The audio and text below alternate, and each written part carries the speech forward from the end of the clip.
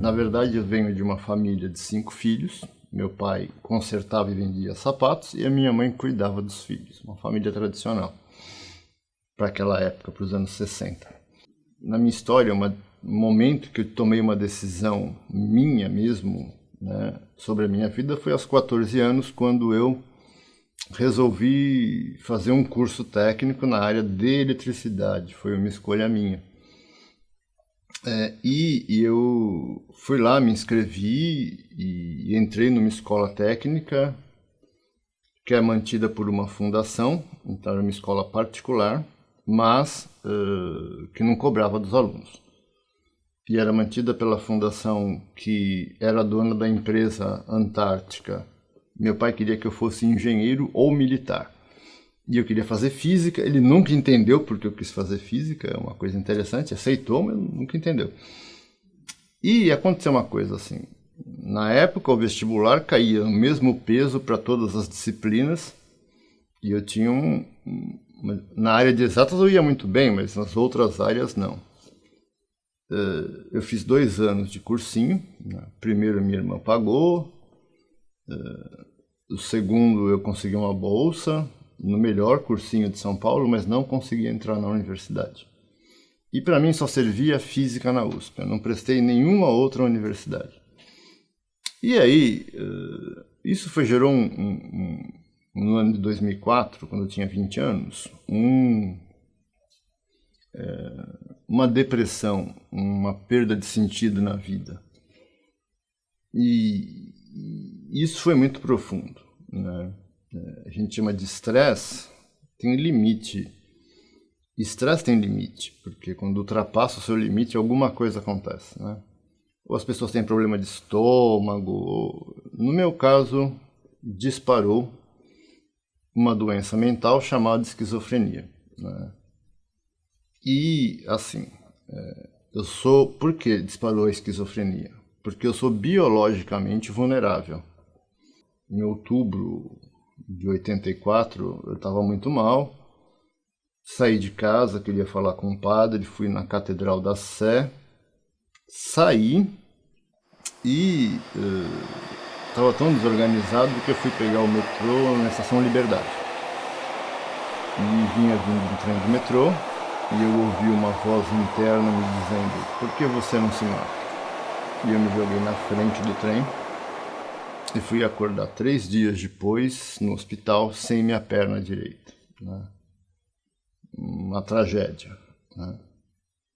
E aí foi um baque na minha família, mas eu fui tratado com muita atenção, com muito carinho e pelos amigos de curso técnico, e tinha no coordenador pedagógico da escola técnica que eu tinha estudado, usava 2 pernas mecânicas. E quando eu peguei as muletas, eu ia, no começo, quase todo dia e ficava conversando mais de 1 hora com esse coordenador, que era um psicólogo. Isso me ajudou bastante. Não foi identificada a esquizofrenia. E aí eu fiz um processo, né? Eu acreditei em voltar a andar e ia todos os dias no hospital treinar com a prótese semi-acabada. Estudei para o vestibular e prestei um vestibular para uma universidade no interior de São Paulo, a Universidade Federal de São Carlos, que era um vestibular no meio do ano, naquela época. Quando foi no meio de 85, eu entrei na universidade e fui para São Carlos, né? E foi muito marcante, foi um período muito... Os 2 primeiros anos foram muito ricos, né? Participar do movimento estudantil, ter aulas muito sofisticadas, com professores de um nível muito elevado, era o melhor dos mundos, né? Mas aconteceram alguns eventos e em 2007 eu tive minha segunda crise com a esquizofrenia. A minha segunda crise está ligada a uma perda amorosa, no término de um relacionamento. E a minha casa, a República que eu morava em São Carlos, foi assaltada.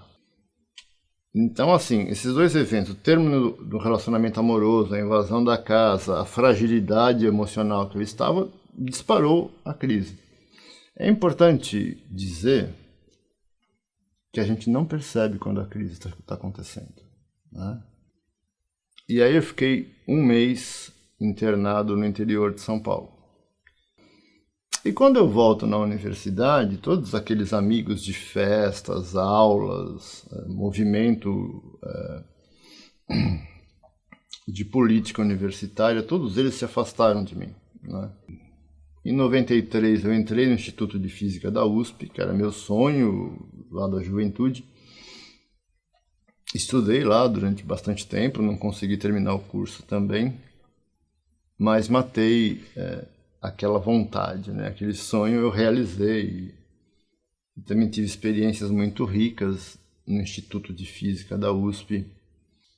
Mas o que aconteceu?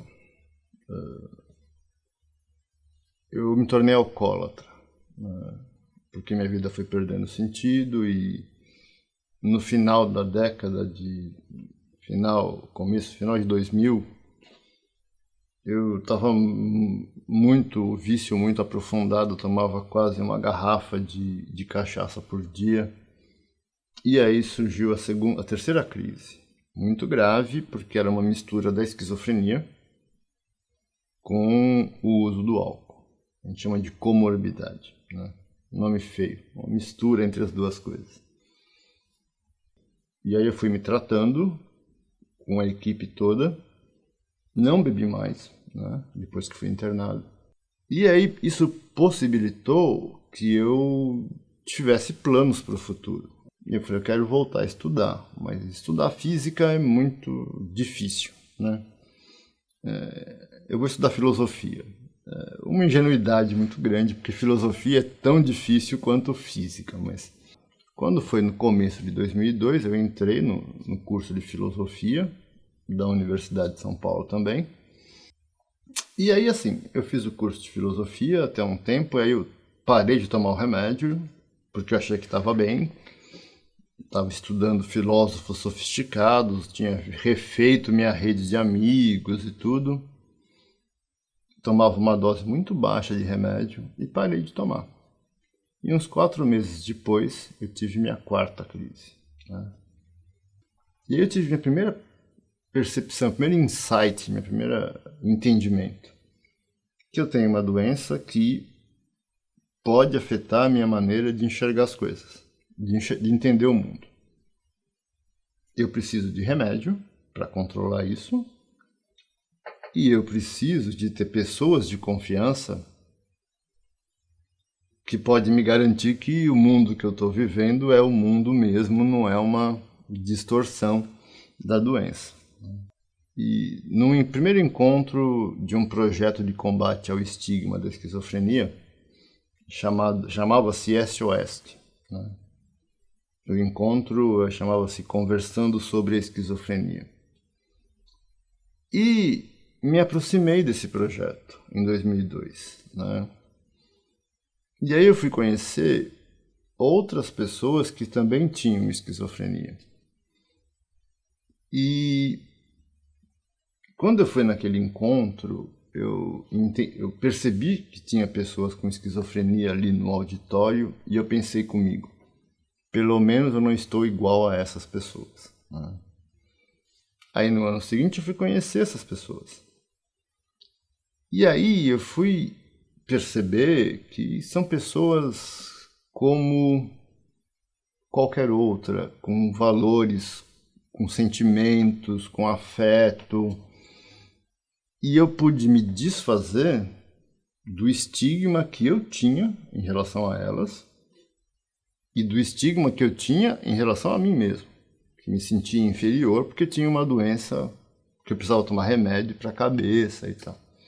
E em 2002, aquele projeto virou uma associação chamada ABRE, Associação Brasileira de Familiares, Amigos e Pessoas com Esquizofrenia. Em 2007, a Cecília, o Rodrigo e eu, né, escrevemos um livro, né, demorou 18 meses, foi lançado em 2008, chamado Entre a Razão e a Ilusão, Desmistificando a Esquizofrenia, que hoje está na segunda edição, né, e foi um processo marcante também. Em 2012, eu fui num simpósio sobre um tema chamado superação em Londres. Eu já vinha estressado antes da viagem, tinha um problema de saúde da minha irmã muito grave, problema afetivo de relacionamento com uma moça. E aí a viagem foi estressante pelo evento, que era uma coisa muito importante. E na volta, o voo fazia uma escala em Madrid.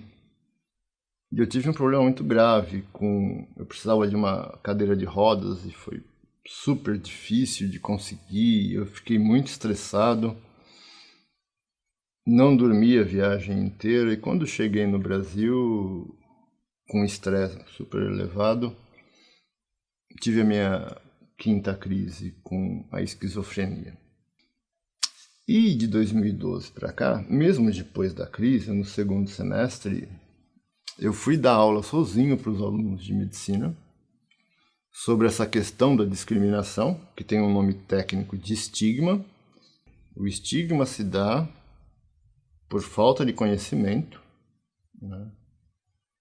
E por uma visão que a sociedade construiu em torno do transtorno mental, que é entendido na sociedade como o nome genérico de loucura, que os loucos devem ficar longe. Então, o estigma nos lembra de que nós temos que nos desfazer dos nossos preconceitos e da importância de tratar o outro como você quer ser tratado. Isso chama humanidade.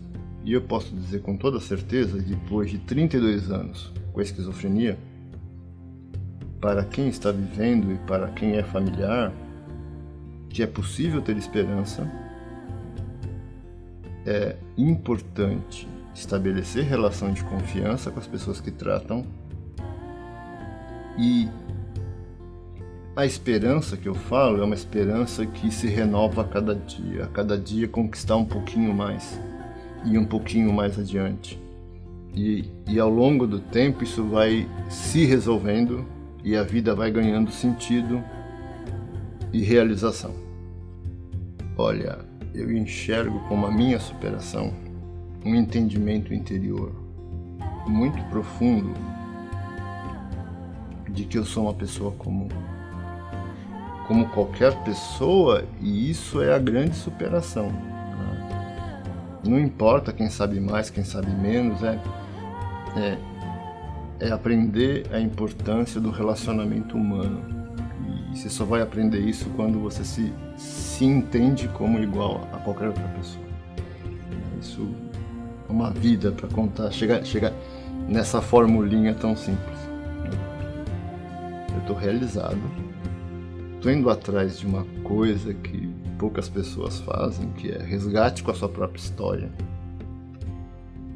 Sou reconhecido na universidade, e isso para mim era o que eu sempre quis, eu consegui. Então, sou uma pessoa feliz.